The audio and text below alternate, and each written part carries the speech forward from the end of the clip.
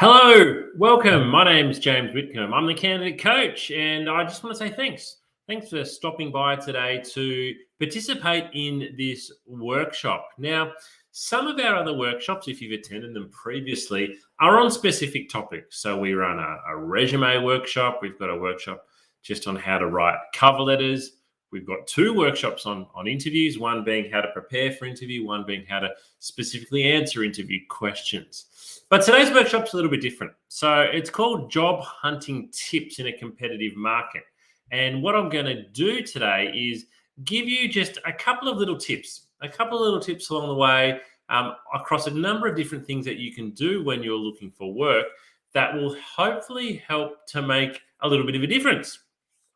Because it's always competitive when you're looking for work. Now, you might have heard in the media recently that because, companies are struggling to find employees because unemployment is actually quite low, that, you're kind of thinking, well, why is it hard for me to find work at the moment? Why am I sort of struggling? Well, let me give you some comfort here, because looking for work and applying for work is always competitive. It is always competitive. You still have to be the best candidate or the best prepared candidate to get the job. So it doesn't matter whether unemployment is 20% or 4%, it is still very competitive. The difference is you're just not as competing with as many people. But it's not like you're not competing with anybody. For some of the roles that we've recruited at Smart Recruitment, where I'm a director, previously we might have got 100 applications or 200 applications. Now we're getting 40 or 50 instead. So those numbers are lower, but hey, you still have to compete with 40 or 50 people. You've got a 1 in 40 chance of getting the job. So you need to do everything you can. You need to do every little thing you can to increase your chances and increase your advantages of getting the job. So let's get stuck into it. I'm going to share my screen with you. If I do look today like I'm glancing over to the right, that's because that's where my presentation screen is. So as I said, job hunting tips in a competitive market. Let's find out what we need to do to really stand out in a competitive marketplace. Before we get stuck into it though, just a couple of housekeeping things. If I do drop out for any reason today, please stay on the line and wait for me to rejoin. It doesn't happen very often, but it might. Ask lots of questions, particularly if you're on one of our partner sites. We've got the chat function there, or if you're watching via our YouTube, Facebook, LinkedIn, or Twitter stream, you can ask questions and we'll respond to them in live time. But also take lots of notes. So if something stands out to you today, remember how it stood out for you the first time that you heard it. Write it down, go away and put it into action. And as always, you can watch a copy of today's workshop. We're coming to you live. The workshop will be on our YouTube channel as soon as it's finished, and you can watch it again, or you can share it with family and friends who might be looking for work as well.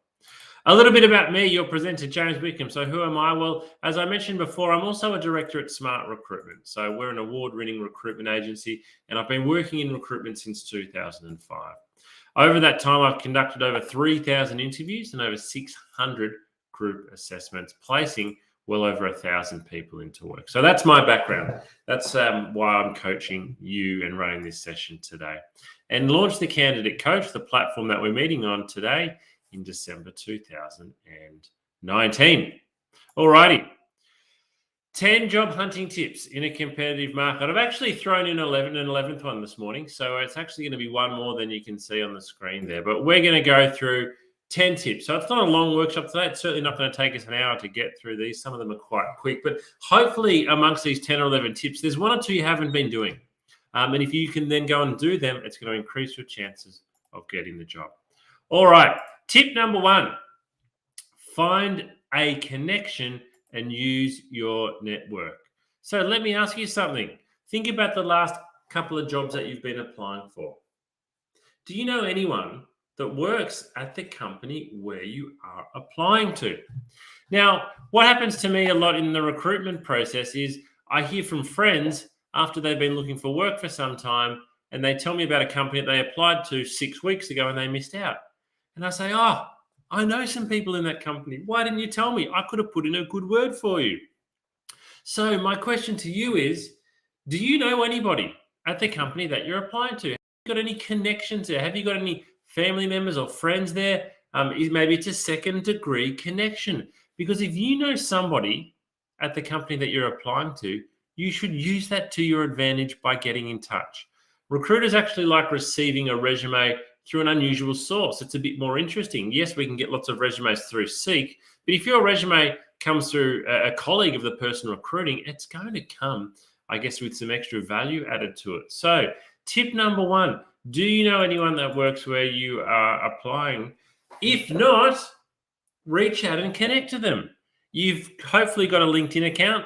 Our last workshop was actually on LinkedIn, and we talked about the importance of having a great LinkedIn profile, and we showed you how you can create a great LinkedIn profile. So if your LinkedIn profile is not great, go and get it ready, but then reach out. If you can connect with that person, do so, but do so in a way that makes you stand out.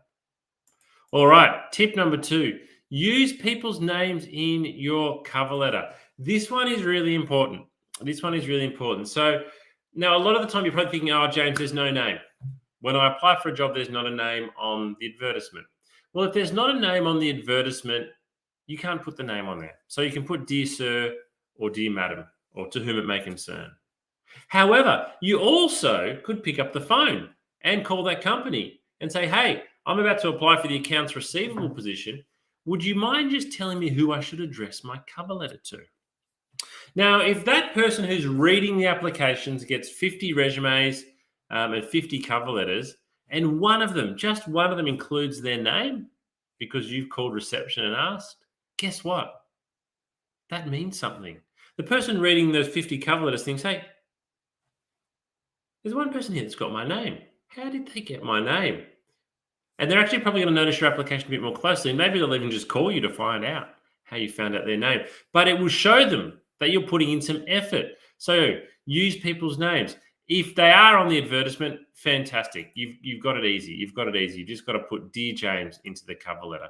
But if you include the person's name in the cover letter and also throughout the interview process, people are more likely to remember what you said. Now, we actually love it. Human psychology is we like it when our name is used in a positive sense. In a positive sense, when it's a parent telling off a child using their names, come here, Benjamin, it's maybe not a positive connotation. But if someone writes a letter to me or a cover letter that says, Dear James, I'm much more impressed than if it says, Dear Sir or Madam. All right. You might need to take notes, though. So particularly if you're a student and you're going to job fairs or careers fair at the moment, and you are meeting people, you're going up to the booths, what I would always encourage you to do is to take a notepad along. And so if you go up to a booth for a company and you talk to them about their graduate program and it sounds really good, write down the names of the people that you're speaking to. You can then include those names in the cover letter when it comes time to applying for that organization, and it will make you stand out. Alrighty, tip number 3. Have an achievements-based resume.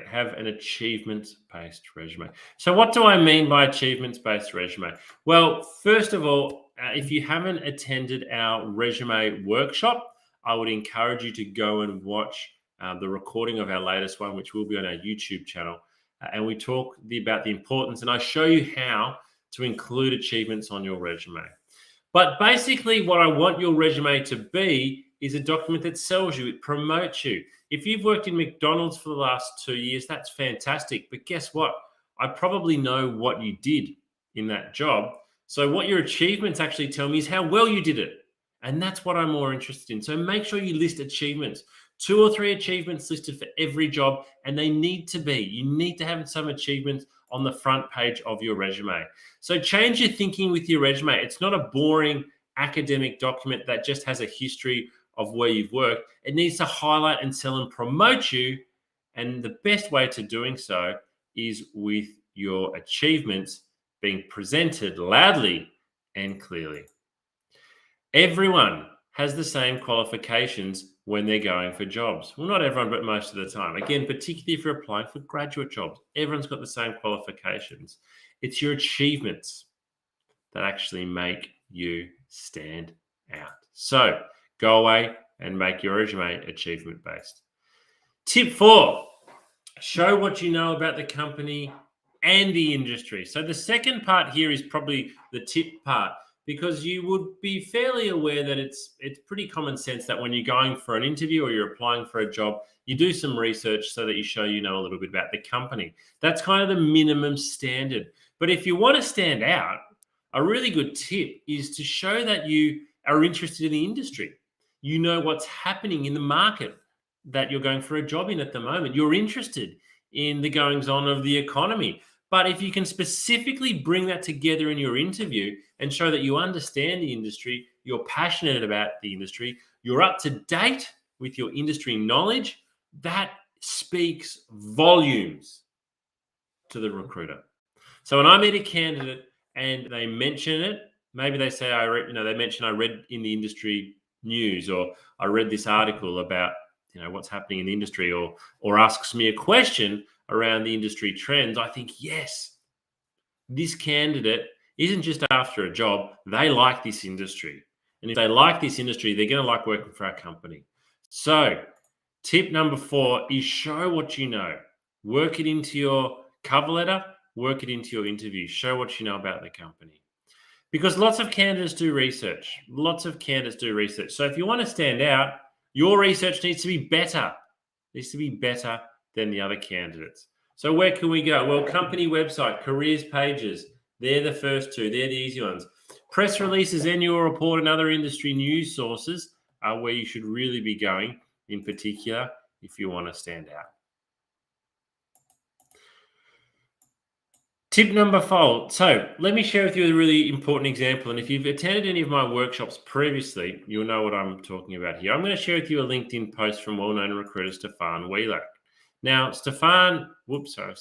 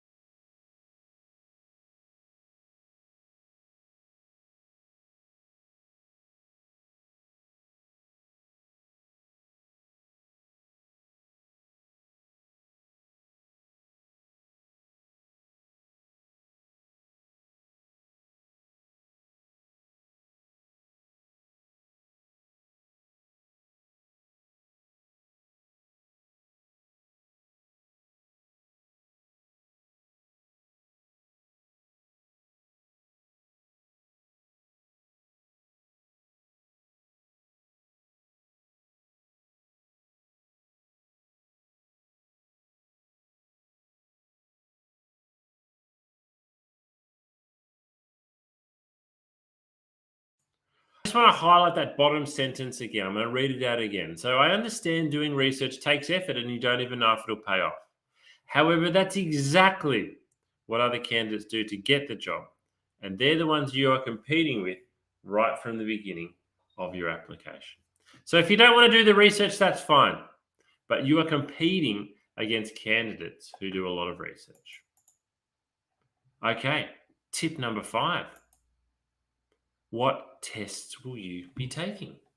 What assessments are you going to be asked to complete? What do previous candidates have to say? Now, you can find out a lot of this information online. If you go to a website like Glassdoor or a couple of other platforms, particularly for large corporate companies, banks, and the like, candidates actually review the recruitment process. They will talk about the types of assessments they did. They will talk about the type of tests and assessments that they were asked to take. You can also ask these questions. If you're being invited in for an interview, what's the interview going to be like? What am I going to be asked? What tests am I going to take? When you know what test you're going to take, you can go away and you can research it. You can go and Google that test and get a little bit of information around how to best perform. But again, if you don't research the recruitment process, you won't know. On the flip side, how valuable would it be to know exactly what assessments you're going to be doing and what type of tests you are going to be taking, because you can then go away and practice. So research into the recruitment process because it will really help you best prepare to perform well. Tip 6. This is a big one. It's a very obvious one, but it's potentially the most important one that I'll give today, which is practicing your interview technique is the only way it will get better. Now, you already know this, right? You already know that practicing your interview technique is going to help it get better.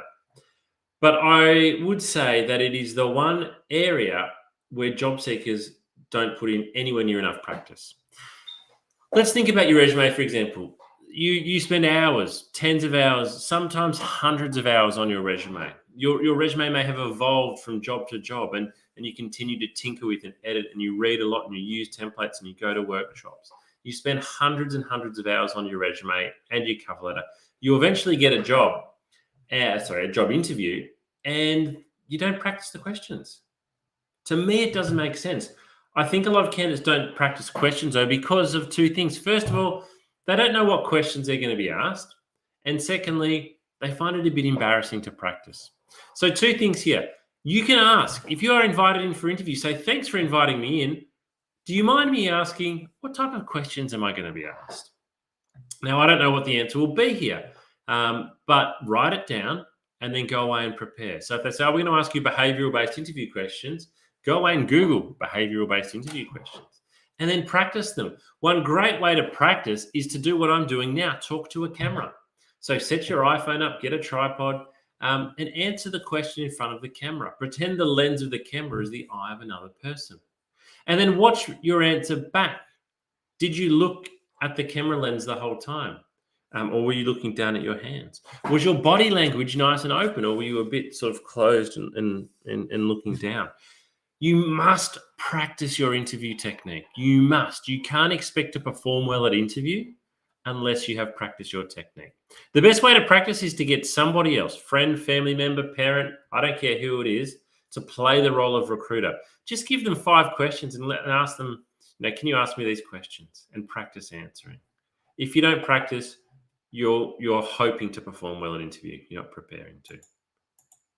So on that note, and this is again one of the big reasons why a lot of people don't practice interview questions, is they just find the whole experience nerve-wracking. And they find it so nerve-wracking that they think, I'm not even going to prepare. I'm not even going to practice.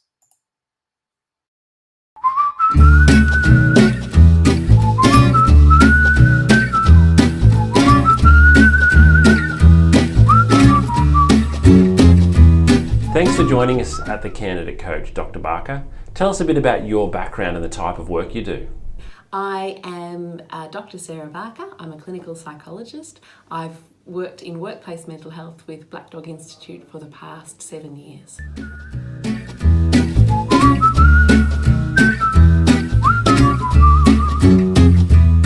Dr. Barker, why is it common to feel nerves when going for a job interview? We commonly feel nervous, and I would say most people feel nervous when going for a job interview because we feel a lot depends on it and that we're going to be evaluated as well. So nerves are a very, very common response. It's really important to remember that the person who's doing the recruiting also feels nervous as well, because they want to get the right person, and they're also aware that they're expecting people to come in feeling nervous as well. They know that that's a common human experience.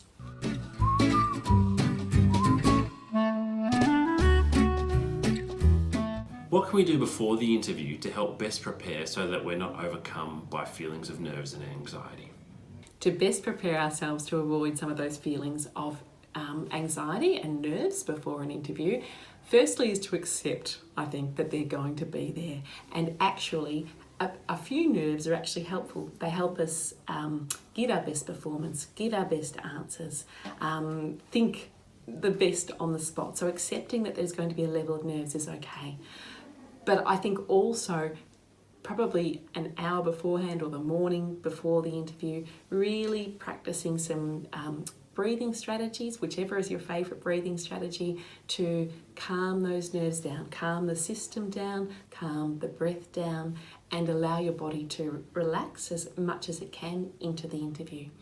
I also think preparing answers and having a practice in front of the mirror of some likely answers that are going to be, or likely responses to questions that are going to be asked, can be very, very reassuring, because often the questions we predict are there.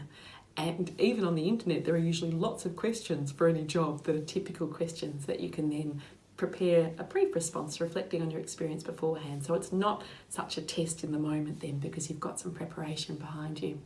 The other thing I think too is reminding yourself, I've got this far and this is a good thing. And, they're interested in getting to know me. I'm also interested in getting to know them, and concentrate on the relationship too and enjoy the relationship as much as you can. They're usually going to try and put you at ease so that they can see how you respond as well.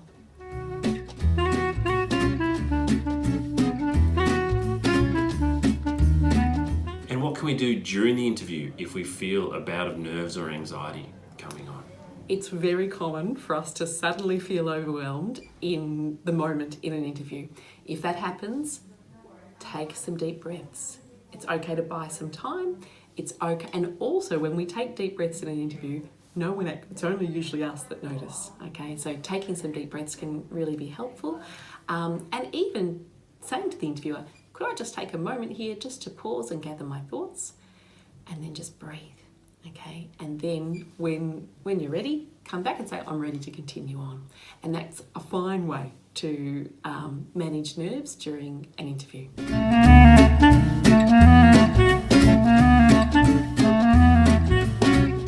One tip that I think is a really useful one is to have a practice of your responses to the likely questions in front of the mirror. Something you might notice is that the questions you're feeling more confident about, you'll smile more, you'll be more relaxed, you'll, strut your stuff a little bit as you respond. You'll notice too, the questions you feel less confident about, you might stop smiling or your face might change. Those questions are the ones you need to practice a little bit more at, and remind yourself of your confidence with that, or prepare your answer so that you do feel more confident, because your face will actually tell you in the mirror, and that can be good preparation for the actual interview of knowing where to focus on in feeling more strong in your responses.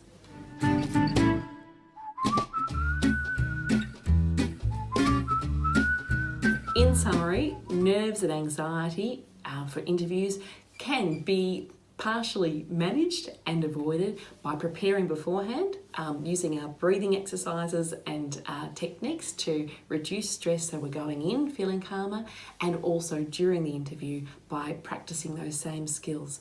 Often when we're nervous, we stop breathing or we breathe very shallowly. So if we start noticing ourselves doing that, really being conscious of our breath and paying attention to it and allowing that to carry us through.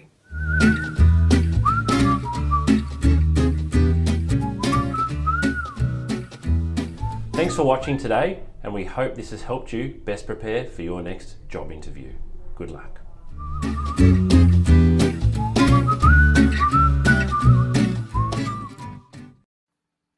Question for you. Who would you rather work with? Somebody likable or somebody unlikable? Well, it's a silly question, it really isn't, because the answer is obvious. We want to choose the person on the left. We all want to work with somebody who is likable. So, tip number 8 for you is actually to be likable. To be likable. When you're going for a job interview, the person that's interviewing you is potentially thinking to themselves, do they want to work with you? This job might be sitting next to them. So they're thinking, do I want to sit next to this person for 8 hours a day, 5 days a week, 48 weeks of the year, the next 3 years? Do I actually want to do that? Is this person coming across as a type of person I want to be around? Now, it doesn't sound very technically appropriate for a job interview, does it, to be likable? But we are all humans. It's within our nature to feel like this. So you need to be likable simply because it will increase your chances of getting the job. Tip number 9. Tip number 9. Ask great questions. Ask great questions. I talked before about the importance of going away and doing some research into your industry and company. Use that research to ask questions, because at the end of every interview, the person's going to say to you, do you have any questions at all for me? Now, when I ask that to a candidate, do you have any questions at all for me? If they say, oh, no, you've answered everything that I wanted to know, I think that's really bad. That's really bad. You should have come prepared with a couple of questions. So what I recommend is to write down 6 questions, and you can take them written down. You wouldn't ask 6 questions, but you want 6 written down, because if you only take 3 and a couple of questions are answered, you'd be stuck with nothing. So prepare in advance some questions, but into those questions, work your research into them. So if you've gone away and researched the company and you've found some interesting information, base one of your questions around that information. You're using that question to show off a little bit, to show you you've done some research, but it will make the recruiter think, wow, this person's really done their research. And that's a great question. I actually am really impressed when a candidate can ask me a question that I don't know the answer to, because they've done more research than me. Don't ask about the salary or the location. Don't ask those basic things. Use this as an opportunity to really stand out. Tip number 10. Positive, responsive communication. I cannot tell you how often it is difficult for me to reach a candidate. I will be calling candidates today who have applied for a job yesterday who won't answer their phone and won't call me back. Make sure you have an active voicemail. Make sure I can leave you a message if you can't answer. Make sure you call back as soon as you possibly can. Answer the phone positively, professionally, and expect that that phone call is going to be from a recruiter.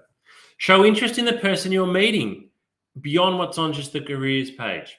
So ask them about themselves. Why do you like working here? Tell me a little bit about your journey. It helps to build rapport and build a connection, and it makes you more likable.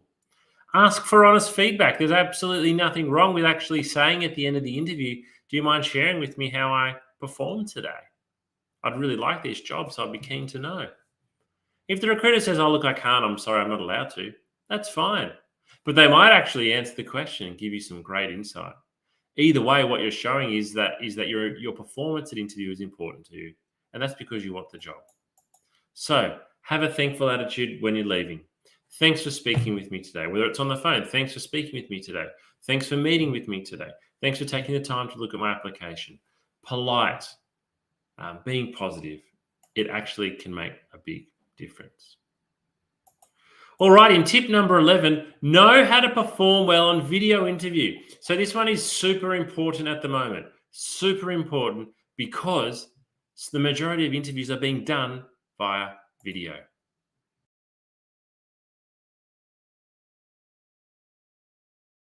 Hi job seekers, James here from The Candidate Coach.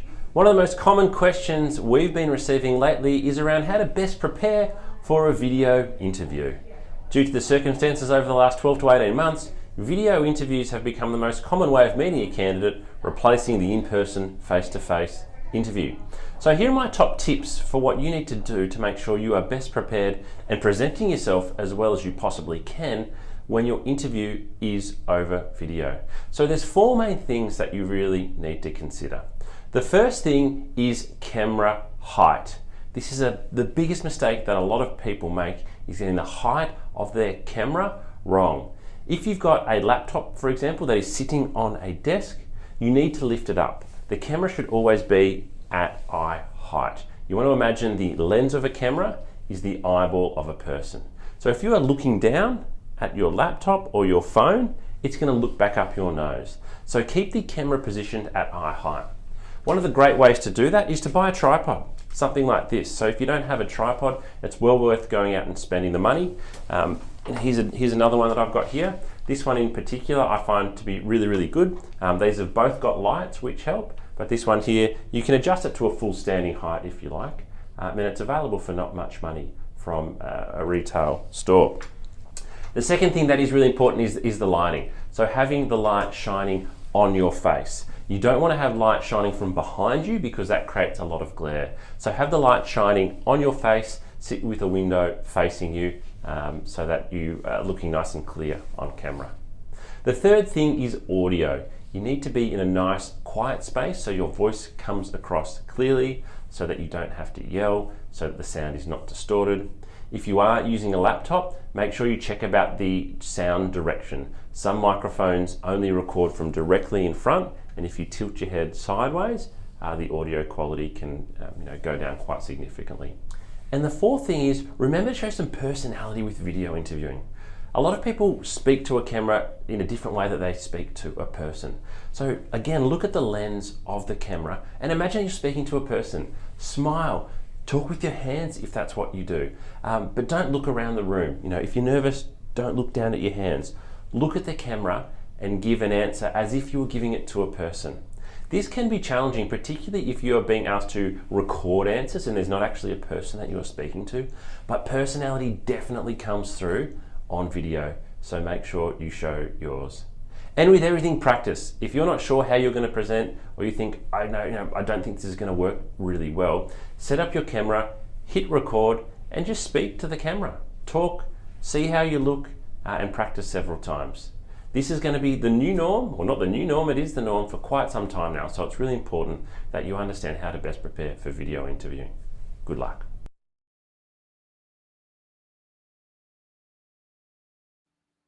Alrighty, it's now time for the bonus tip. The bonus tip from today and for all time with looking for work and the struggles that it brings is that missing out isn't the end of the world.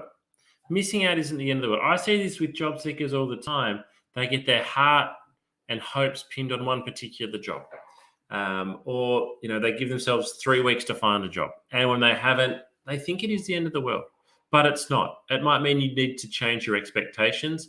What I'd say is, if you're not getting close and you're not getting at least to that interview stage, you need to change something. You need to change something. So if you're sitting there today and you're watching this workshop and you have applied for literally hundreds of jobs, first of all, I really feel for you. I work with a lot of job seekers who are like that, and I understand, how upsetting it can be. But what it means is if you don't change something, the result's not going to change. If you keep on sending out that same resume in the same format, in the same way, you are only going to continue getting rejected in the same way. So you've got to change something. Even if you change something and it doesn't work, continue to change things up. Changing your cover letter, changing your resume. Maybe it's calling up about a job. Maybe it's walking in with your resume to a retail place and dropping it off and showing how well presented you are. But if you are really struggling and you're not getting anywhere and it's been quite a while now, I would really encourage you to change things up. Now, if you're still wanting more assistance, a reminder of all the resources that are available to you on our candidate coaching platform. Look at them all here. We've got video coaching. We're actually up to 14 episodes now. I need to change this slide. We've got resume and cover letter templates that you can download. Interview questions you can download. You can take practice online tests, real pre-employment tests, and get your results. We've got checklists and articles. We've got advice for executive job seekers. We've got mental health support, and we advertise all of our upcoming workshops, and all of this is for free. All of this is available to you for free. So check out your candidate coaching platform and make the most of it. All righty. Well, thank you for attending today. We would love your feedback. We've got one more video that we're going to show you, but just before we do, please throw that link in, surveymonkey.com/r/candidate coach. In this survey, which only takes literally 2 minutes, I really just want to ask what you thought of today's workshop. Did you get any value out of it? And then we also ask, what else would you like? In our future workshops, we run 2 workshops every week. That's 8 workshops every month. We want them to be relevant for you. So in that survey, we also ask, what would you like us to provide more coaching and workshopping on? And as always, please follow our LinkedIn page to keep updated. Alrighty, we'll finish today with this video, which looks at one really important topic when it comes to recruitment, and that is looking after your mental health. So thanks very much for joining us today. We'll keep the chat function open for another 10 minutes and be in there answering questions. Enjoy the rest of your day. Thanks for joining our workshop today. My name's James. I'm the candidate coach. Bye-bye for now.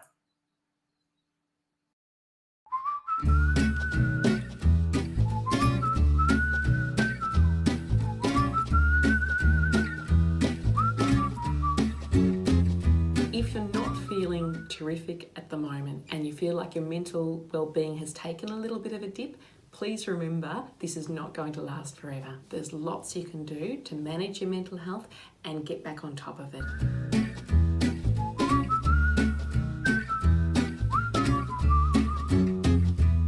I am Dr. Sarah Barker. I'm a clinical psychologist. I've worked in workplace mental health with Black Dog Institute for the past 7 years.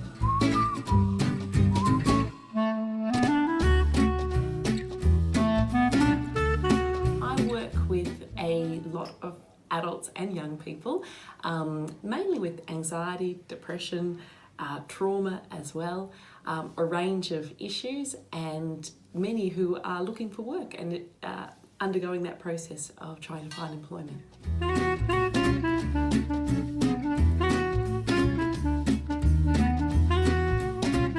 Looking for work causes mental strain because our identity is tied up with our work. Work gives us meaning, it gives us purpose, it gives us company and connection. So it's stressful for lots of reasons looking for work, and it can take a toll on our mental health.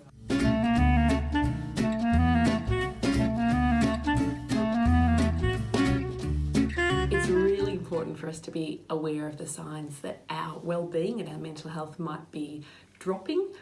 Probably the biggest sign is changes in behaviour. So that might be changes in the way we're thinking or talking to ourselves. We might be saying things like, who would employ me? I'll never get a job. We might be really down on ourselves and really hard and critical on ourselves when normally we're not so hard and critical. We might also, in our relationships, change our behaviour. We might be more snappy or more irritable with people that we love, that normally we might be a little bit irritable sometimes, but not irritable in that way. Losing interest in things that usually sparked us and ignited us and gave us joy. So perhaps usually we like walking the dog and suddenly we start thinking, I can't be bothered walking the dog today. That sort of thing, those changes in behaviour are really significant because they tell us that something's different, and if we're noticing, I suppose, more than one of those and it's affecting the way we feel, and this is over a period of say 2 weeks or longer, then it's a really good idea to have a chat to a GP that you trust, and find out what might be going on, have a discussion and see if there's any physical reasons for that, or if perhaps your mental health and well-being might be able to do with a little bit of extra support, and then the GP can refer you on to see a psychologist, a counsellor, whoever is most appropriate for you.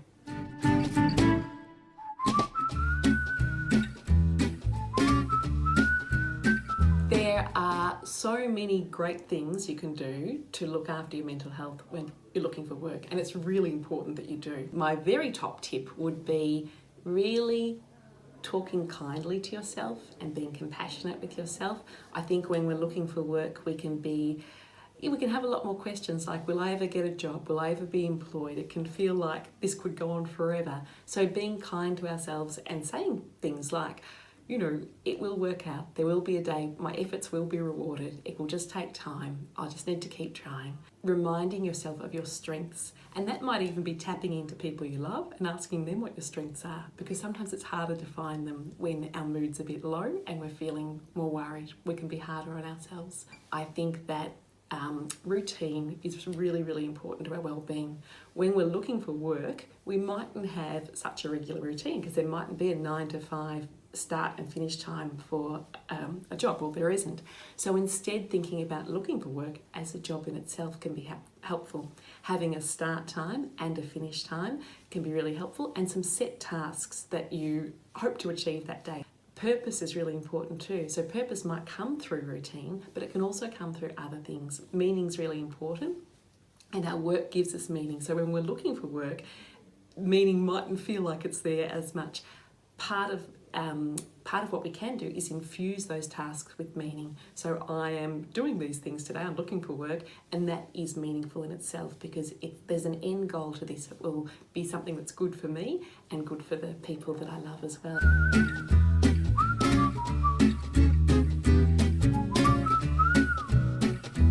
Some excellent resources for looking after well-being when looking for work are the Headgear app. The Headgear app is free, it's evidence-based, it's developed by Black Dog Institute, and it is fun to use.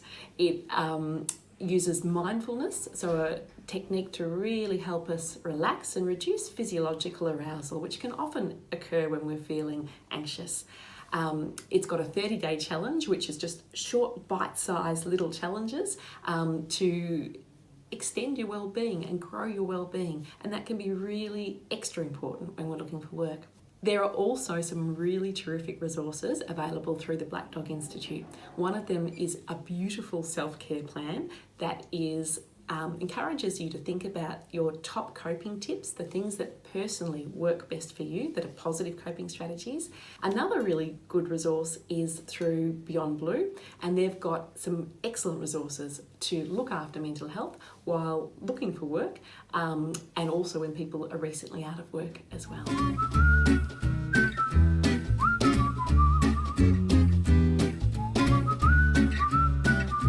Probably time to seek professional assistance when you notice your mood is lower and you're feeling more down than usual, when you're worrying more and perhaps worrying excessively about things that you wouldn't normally worry about, and perhaps in your relationships too, when you're more tense with people and perhaps more snappy or irritable.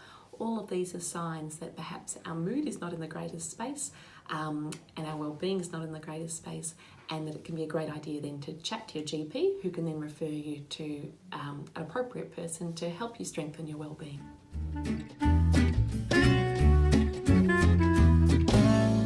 It's very common for people to have a dip, but please know that that's not going to last forever, and that there's lots you can do through looking after yourself, but also through getting access to professional support that can really give you a boost again and get you back feeling good as you're looking for work.